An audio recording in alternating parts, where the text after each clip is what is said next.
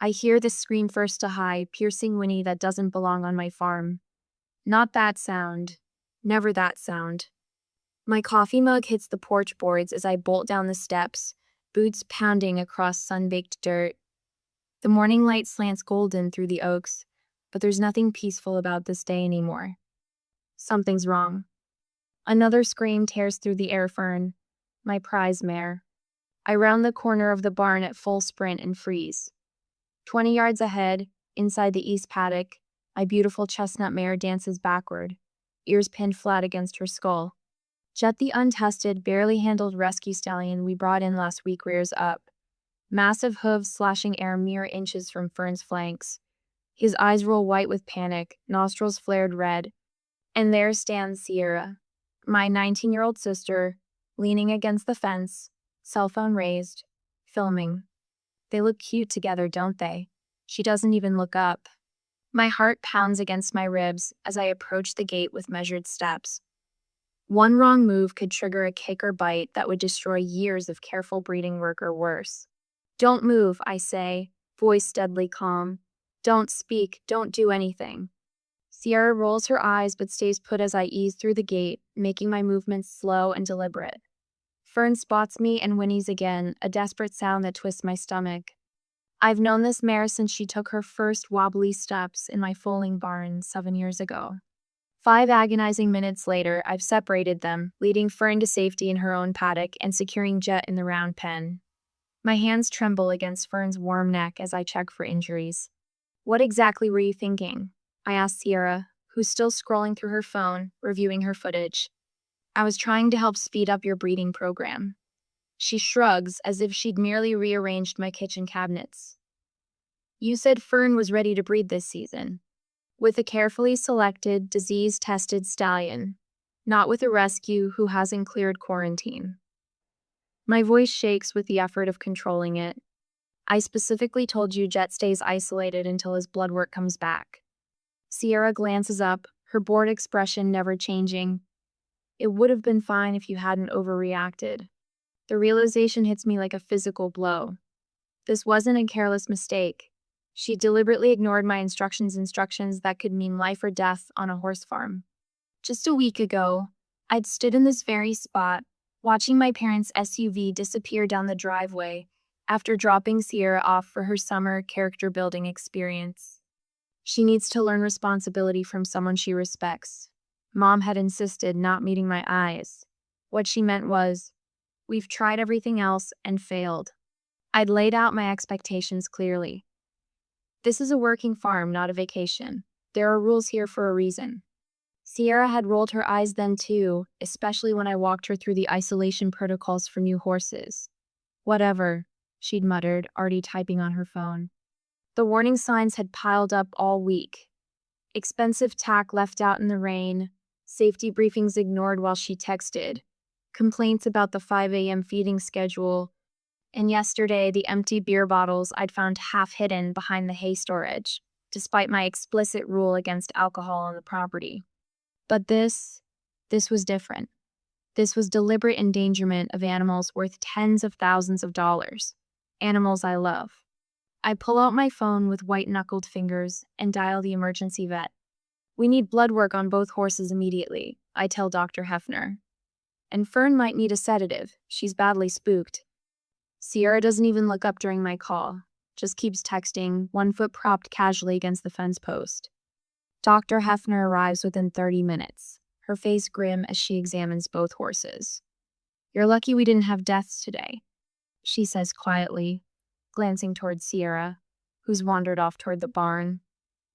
A stallion in that state could have killed your mare or any human who got between them. I watch her work, something cold and clear crystallizing inside me. When Sierra saunters back with a soda from my refrigerator, I meet her eyes. Pack your things, I say, my voice quiet but edged with steel. You're leaving. Now. She blinks, genuinely surprised for the first time. Because of this, don't be so dramatic. Because some mistakes can't be undone. I turn away to help the vet, my decision as solid as the fence posts anchored in concrete. And this wasn't even a mistake. What would you do if someone you tried to help deliberately endangered everything you've spent your life building? Would you forgive family for putting lives at risk, or would you draw a line in the sand? I just drew mine. $2,300. The invoice glows accusingly from my laptop screen at 2:13 a.m., its itemized list stretching down the page. The house creaks around me, empty except for my ragged breathing and the slow ticking of Grandpa's wall clock. Emergency farm call, $175. Sedation mare, $120. Full blood panel stallion, $460. Full blood panel mare, $460. I rub my gritty eyes, shoulders aching from the day's tension. 6 hours since Dr. Hefner left. 6 hours since I stood in the gravel drive watching my sister's borrowed suitcase disappear into our parents' car, her face blank behind the passenger window. Rabies tetanus boosters precautionary, $198. Antibiotic injections, $245. Follow-up visit scheduled, $95. The numbers blur. I shut the laptop and push back from my grandfather's oak desk, the chair like scraping against hardwood. Down the hallway, past framed certificates and ribbons spanning 30 years of breeding history, I step onto the back porch. The night air carries the sweet scent of Timothy hay and distant pine. I make my way to Fern's paddock by flashlight. She stands quiet in her stall, ears pricking forward at my approach. The bandage on her flank glows white in the beam of light. "Hey, pretty girl." My whisper breaks the silence. "How you holding up?" Fern pushes her velvet muzzle against my palm. A sob catches in my throat, raw and unexpected. They could have died today. My fingers trace the curve of her neck, finding the barely perceptible tremble that still runs through her muscles. "I'm sorry." The words fall into darkness. I should have known better. Back in the house, my phone vibrates against the kitchen counter. I ignore it, already knowing. Sierra's Instagram story plays automatically when I open the app. Her face pressed close to our mother's, both frowning with identical expressions of wounded indignation. The caption reads, "Some people can't take a simple mistake, Below, comments pile up. Relatives and hometown friends I haven't spoken to in years suddenly have opinions about my overreaction. She was only trying to help, so dramatic. Family should come first, no matter what. Give her another chance, she's just a kid. Just a kid." The words stick like burrs. Sierra is 19, old enough to vote, old enough to join the military, old enough to understand that actions have consequences. Old enough to know exactly what she was doing. A text from Aunt Martha pops up. Sierra's heartbroken. She was just trying to be helpful around the farm. I don't respond. Instead, I open my laptop again, finding the security footage Marco insisted we install last spring. The timestamps tell the real story. Sierra walking deliberately past 3 warning signs on Jet's isolation pen. Her studying the lock mechanism. The casual way she scrolled through her phone while leading my stallion straight toward Fern's paddock. Not a mistake. A choice. A memory surfaces me cousin's wedding 2 years ago. Sierra accidentally spilling red wine on the bride's mother after being told her dress was inappropriate. The boat she borrowed from her ex-boyfriend's family that somehow ended up with a damaged propeller. The pattern stretches back for years. My fingers hover over the invoice on my screen. One click would forward it to my parents with a payment request. One click would state clearly, "I will not absorb the cost of Sierra's choices anymore." Behind me on the wall, 3 generations of horses stare from their frames. My grandfather astride his first Tennessee Walker, my grandmother's careful logs of bloodlines and confirmation traits, my own first blue ribbon at 12. 23 years of building something that matters. My mouse cursor settles over the forward button. "No more," I whisper to the empty room. The sun breaks over the eastern ridge as Marco steps through the barn door, travel mug in hand. His weathered face tightens when he spots the yellow invoice on the clipboard. "Jesus," he mutters, scanning the items. "She could have killed them both." "I know. You sent it to your folks yet?" I nod, the weight of the morning pressing down. 20 minutes ago. Marco's hand settles briefly on my shoulder. About damn time. My phone rings 10 minutes later. Mother's name flashes on the screen. Cassidy, Ann Harmon, what is this? Her voice pitches high with indignation. $2,000? She's just a girl. She made a mistake. I watch a red-tailed hawk circle over the east pasture, its wings catching early light. She deliberately put my animals in danger after I explicitly told her not to. She was trying to help. No, she wasn't. My voice remains steady, surprising even me. The security cameras show otherwise. This is ridiculous. My father's voice cuts in from the extension. You've always been too hard on her. She came home devastated. I close my eyes, feeling Marco's solid presence nearby. The years of work beneath my boots, the quiet strength of boundaries finally drawn. This isn't about punishment, I tell them. It's about consequences. I end the call before they can respond, turning toward the barn where life continues regardless of family drama. Hay needs hauling, water troughs need filling, and Fern needs her morning check. For the first time since Sierra arrived, I breathe freely on my own land. Have you ever had to stand firm when family expected you to absorb the cost of someone else's carelessness? What price would be too high to pay for keeping the peace? My phone buzzes for the 9th time this morning.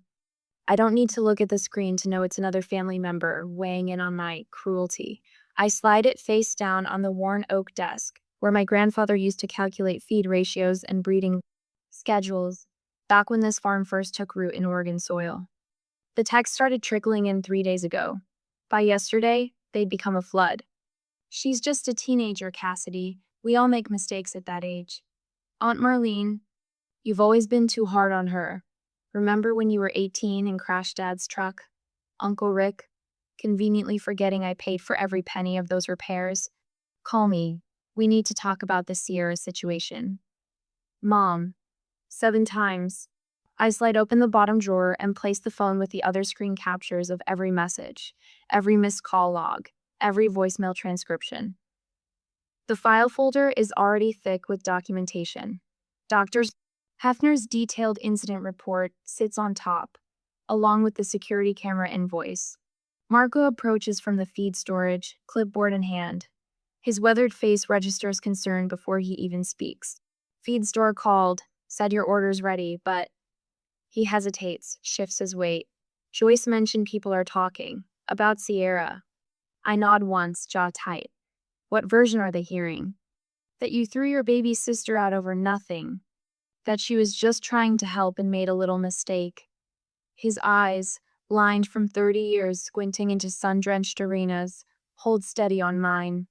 Joyce said she set them straight about what could have happened. But folks love drama more than facts. Aunt Lydia called the farm line yesterday, I tell him.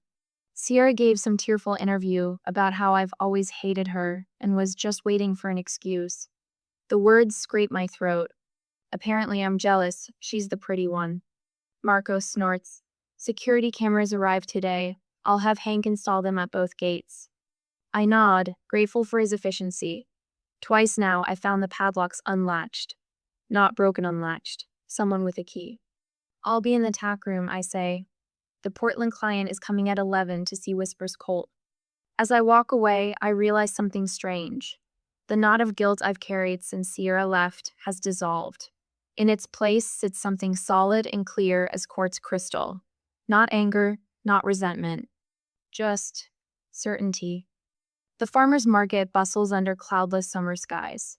Saturday crowds meander between stalls of fresh produce and local crafts. I'm here for coffee beans from Theo's Roastery and to drop off flyers for next month's open house. I spot them before they see me, Mom, Dad, and Sierra clustered near the honey stand. Sierra leans against Dad's shoulder, looking fragile in a way she never did at my farm. I could turn around, walk away, avoid the confrontation that's clearly been staged for maximum public impact. I don't... Cassidy, Mom calls, her voice carrying above the market chatter. Heads turn, exactly as intended. Thank goodness, we've been trying to reach you. I approach slowly, painfully aware of the curious stares from both strangers and familiar faces. Mrs. Hanover from the Quilt Guild, Tom who runs the hardware store, Pastor Wells with his wife. This isn't the place, I say quietly when I reach them. Mom's eyes flash. Apparently nowhere is the place since you won't answer our calls or texts. You've left us no choice. Sierra sniffles dramatically, drawing sympathetic glances from passing shoppers. You're tearing this family apart over money. Mom's voice rises, deliberately pitched to Carrie. $2,000 versus your own sister? The unfairness of it steals my breath. $2,000 and 2 horses, nearly injured or killed. $2,000 and the violation of explicit safety protocols.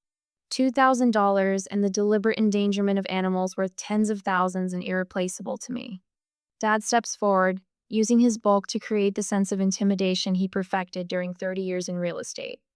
You need to reconsider your position, Cassidy. Family comes first. A small crowd is gathered now, pretending interest in nearby stalls while watching our drama unfold. I feel their eyes, their judgment, the weight of small-town scrutiny. I straighten my spine, meeting my father's gaze directly. You're right, I say, my voice quiet but clear. Family does come first. That's why I can't allow Sierra back on my property. Because family protects what matters. Family respects boundaries. Family doesn't deliberately put lives at risk and then laugh about it. Sierra's fake sniffles stop abruptly. Her eyes narrow. I have video of what happened, I continue, my calm surprising even me. I have the vet's report detailing exactly how close we came to disaster. I have documentation of every safety rule Sierra knowingly broke, and I have the right to decide who's welcome on my property. A voice speaks from behind me. She's right, you know. Dr. Hefner stands there, market basket over her arm, her gray hair catching sunlight. What happened on Cassidy's farm could have ended with dead horses and injured people. In 30 years as a vet, I've rarely seen such blatant disregard for safety. From the cheese stall, Jim Cooper, whose farm borders mine, calls out, Cassidy runs the finest breeding operation in the county. If she says there was danger, there was danger. The crowd shifts, murmurs, the tide turns. Without another word, I walk away, leaving my family standing in stunned silence among the weekend shoppers. When I return home, I find Marco at the gate, arms crossed. Your folks showed up while you were gone, he says. Got pretty worked up when I wouldn't let them in. Hank had to suggest they leave before he called the sheriff. I nod, unsurprised. Thanks. That night, I brush Fern's gleaming coat by lantern light, the rhythmic strokes soothing us both. The mare leans into the curry comb, eyes half closed in contentment. You know what Grandpa used to say about fences? I murmured to her. A fence isn't just to keep things out, it's to protect what's within. My phone sits silent on the shelf. I turned off notifications hours ago. For the first time since Sierra's banishment, I sleep through the night, dreamless and deep. Morning finds me on the porch, coffee steam rising in the dawn light, watching my horses move like shadows through the mist-draped pastures. The boundaries I've drawn stand firm as the fences that crosshatch my land. Not to punish, not from spite, but to protect what matters. The manila folder sits heavy in my hands, thick with evidence I never wanted to collect. Through the farmhouse window, I watch Fern graze in the east paddock, her chestnut coat gleaming in the morning sun. 2 weeks since Sierra's recklessness, and my mare still startles at sudden movements. I flip open the folder. Security footage screenshots fan across my kitchen table, Sierra unlatching Jed's stall, deliberately removing the quarantine sign, leading him toward Fern's paddock. The timestamp matches exactly what I told my parents, what they refused to believe. You think this is enough? Marco leans against my refrigerator, arms crossed over his chest. Has to be. I slide Dr. Hefner's report next to the photos. Her clinical language doesn't soften the reality. Significant stress, induced immune compromise, potential exposure to multiple pathogens, breeding value potentially compromised. Marco watches as I organize the timeline of events, complete with witness statements from the feed delivery man who saw Sierra ignore my explicit instructions. Last comes Janine's letter. My attorney's precise legal language outlining liability in black and white. My phone buzzes again. Mom. The text bubbles with emotional blackmail. Blood is thicker than water, Cassidy. Family comes first, always. I silence it without responding, but another notification pings Dad this time. You keep this up, and we'll need to reconsider your place in the will. Subtle, Marco mutters, reading over my shoulder. My laptop chimes with an email alert. 3 new 1-star reviews on my farm's business page, posted from freshly created accounts. Vague complaints about unprofessional behavior and hostile environment. Anonymous, but I recognize Sierra's phrasing. They're escalating, I say. The video from Sierra arrives next, their face tear-stained, voice breaking with what might look like genuine remorse to someone who doesn't know her patterns. I've learned my lesson, Cass, I promise. Please let me come back. I close it before it finishes. She's good, always has been. I slide Janine's cover letter on top of the stack, facts without accusation, events without emotion. Below it, the boundary statement. 3 paragraphs that took me hours to write, defining what happens next. What's non-negotiable? What reconciliation would require? This isn't about punishment, I tell Marco as I seal the envelope. It's about protection. My hand doesn't shake as I add it to the outgoing mail. The community charity auction hums with conversation that dies down when I enter. I spot my parents across the room, their faces tightening when they see me. Mom clutches Dad's arm, whispering urgently. Several people nod respectfully in my direction, fellow horse owners who understand what Sierra's actions truly meant. Betty Lawrence, our county's most respected breeder, approaches me directly. Heard what happened, she says, loud enough for nearby clusters to hear. You did right by those horses. Some folks don't understand our responsibility to these animals as an optional. I feel my parents' stares burning into my back. The whispers ripple outward, and for once, they aren't Sierra's version of events. My attorney's formal cease and desist regarding the fake reviews went out yesterday, and word travels fast in small towns. I hold my head high, offering no explanations or defenses. My silence speaks volumes. 2 days later, I'm grooming Fern when Marco jogs toward me across the paddock, phone extended. You need to see this. On his screen, the community Facebook group where Sierra has spent the past week painting herself as the victim.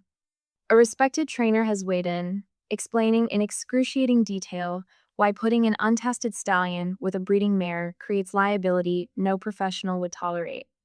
Others have joined fellow breeders, longtime clients, even Dr. Hefner herself. Measured, professional responses demolishing Sierra's narrative without ever mentioning her name. She's gone quiet, Marco says, scrolling through Sierra's suddenly inactive profiles. No new posts since yesterday. My phone chimes with a text from Mom. I brace myself for another emotional appeal, but what I read stops me cold. I saw the vet report. We need to talk. Before I can respond, another message appears, this one from Dad. Not quite an apology, but the closest he's capable of. Your grandfather would have done the same thing. A third text arrives from my Aunt Celia, who'd been firmly in Sierra's camp. Just spoke with your mother. I think I misunderstood what happened. I set the phone down, my reflection steady in the mirror. The first cracks have appeared in their unified defense. Not surrender, not yet understanding, but hairline fractures and absolute certainty. The boundaries I've drawn aren't just fences to keep people out. They're foundations to build something that can last. Where do you draw the line between forgiveness and enabling bad behavior? When is it necessary to stand firm even when it hurts those you love? I already know my answer. I'm living it. I spot them through the plate glass window of Porter's Steakhouse, me family huddled around a corner table, like mourners at a wake. Mom straightens the silverware. Dad checks his watch. Uncle Jim nurses a whiskey, and Sierra stares at her phone, thumbs flying across the screen. My stomach tightens. I take a breath and adjust my grip on the leather portfolio tucked under my arm. You sure about this? Marco asks beside me, his voice low. No, I admit, but I'm doing it anyway. The restaurant door feels unexpectedly heavy as I push through. Heads turn not just my family's, but other diners who recognize me from the farmer's market or feed store. Small towns have long memories. Mom spots me first. Her face brightens with rehearsed hope. Cassidy, we saved you a seat. She pats the empty chair between her and Dad. I slide into a chair at the opposite end instead, placing Marco to my right. The power shift is immediate and visible, their shoulders tense, eyes darting between us.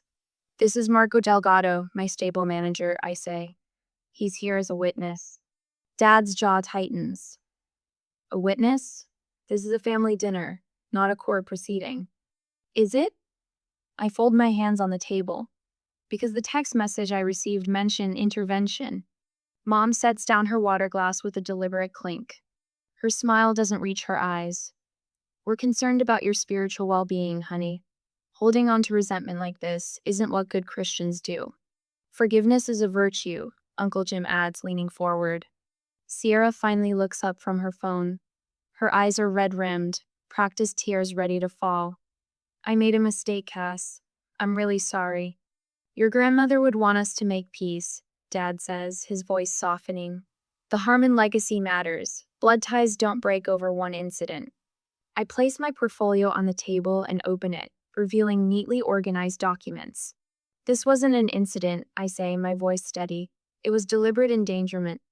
Jet was a rescue stallion with unknown medical history. Fern is a broodmare worth $30,000. I tap a photo showing Jet's hooves inches from Fern's head. Her screams still wake me up at night. Sierra shifts in her seat. You've always been dramatic. Dr. Hefner's report. I continue, sliding a document forward. She confirms both horses suffered severe trauma. Fern's breeding cycle was disrupted, setting back my program by months. Uncle Jim clears his throat. Look, what if we split the difference? You drop this whole thing, and Sierra promises to be more careful in the future. He winks. Compromise is how families work. I straighten my spine. I'm not interested in compromise. I'm interested in respect. Mom reaches for my hand. I pull back.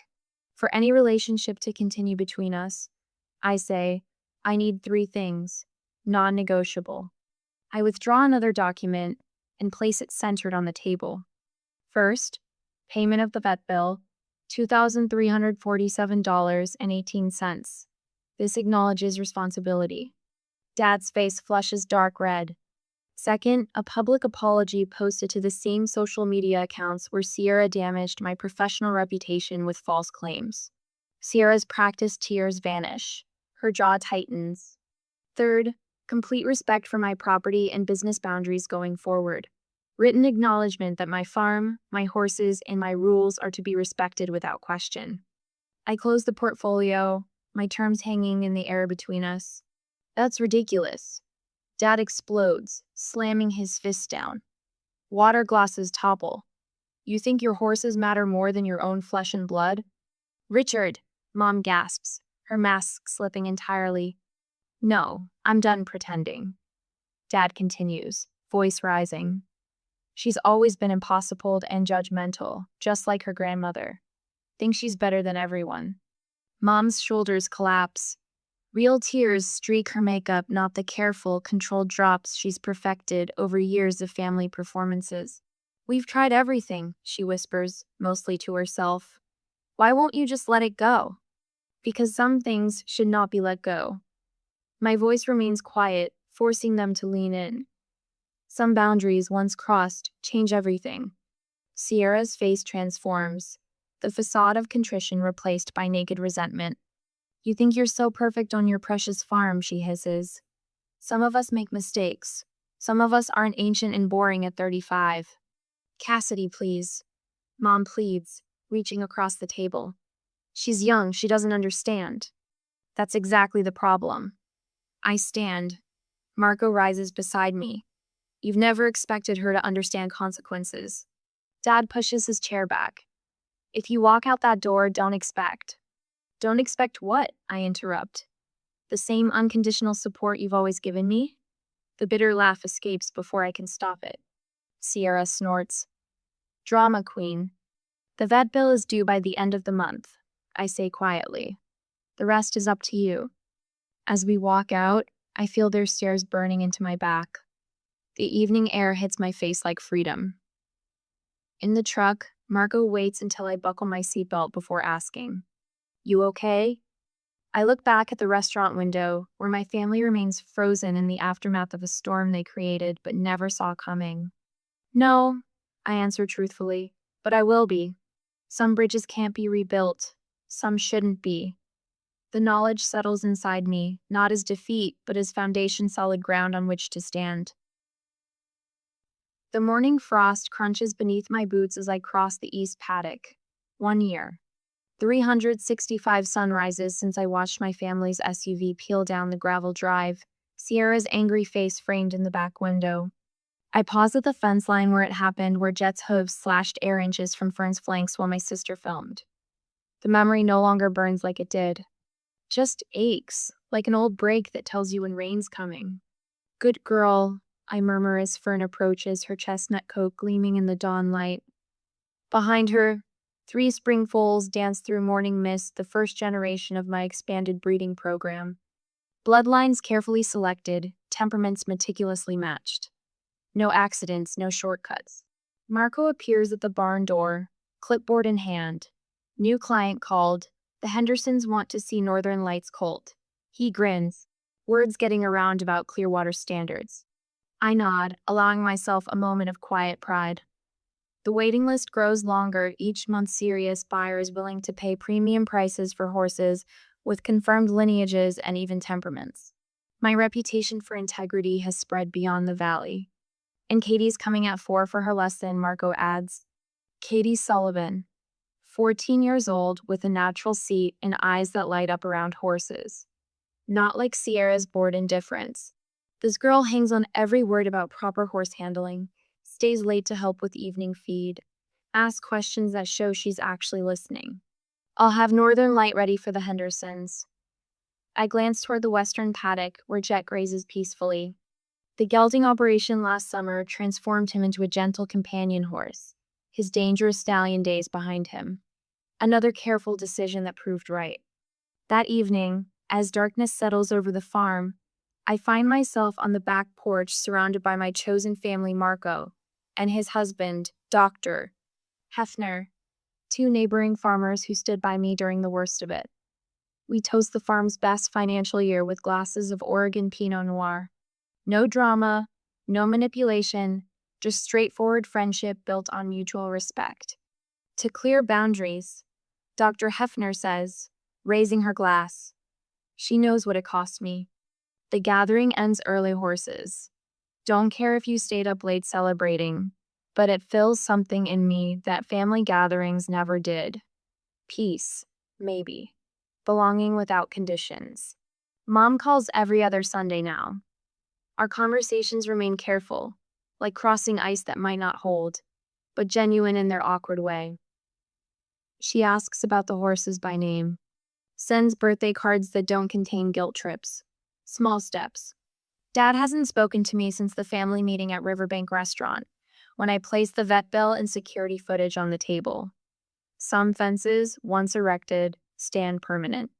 The rest of the family split like a herd, separating some following my parents' lead, others reaching out with tentative understanding after the dust settled. Aunt Kate sent a handwritten note. Your grandfather would have been proud of how you protected what matters. The letter arrives exactly 1 year to the day. Sierra's handwriting on cream stationery, postmarked from Seattle, where she's apparently started college. I take it to Fern's paddock before opening it, needing the mare's solid presence nearby. I knew what I was doing that day. I knew the horses weren't supposed to be together. I wanted to show you couldn't control everything. What I didn't understand was that someone could have died Fern, Jet, even you.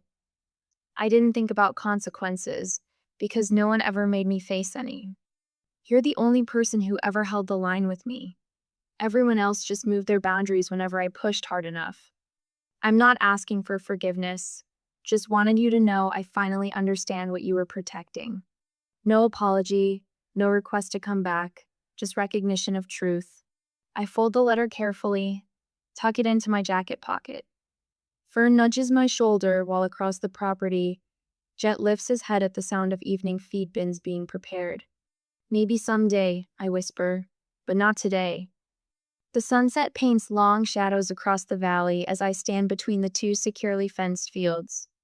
My hand rests on the metal gate that separates Thema boundary visible from space. A protection, not a prison. Fern approaches from one side, Jet from the other. Both stop at a respectful distance, waiting, trusting my judgment. Some lines shouldn't be crossed, I say to the gathering darkness. That's not coldness, that's care.